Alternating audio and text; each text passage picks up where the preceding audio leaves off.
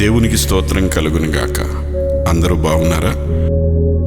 ఈ ప్రజలు తమ పెదవులతో నన్ను గనపరచుదురు, కానీ వారి హృదయము నాకు దూరంగా ఉన్నది. మనుషులు కల్పించిన పద్ధతులు దైవోపదేశములని బోధించుచు వారు నన్ను వ్యర్థముగా ఆరాధించుచున్నారు. మత్తయి సువార్త 15:8.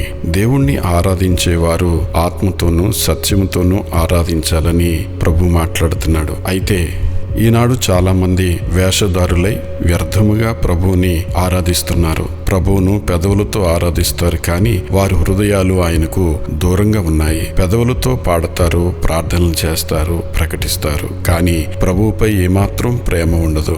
యథార్థముగా ఆత్మతోనూ సత్యముతోనూ ఆరాధించే వారిని దేవుడు కోరుకుంటున్నాడు. యోహాను సువార్త 4:23. కొందరికి ఆరాధన ఒక అలవాటు, కొందరికి అది ఒక ఆచారం. ఆరాధన కొందరికి వినోదం. మీరు దేవుణ్ణి ఆరాధిస్తున్నారా, లేక మీ ఆశలు తీర్చుకునేందుకు ప్రయత్నిస్తున్నారా?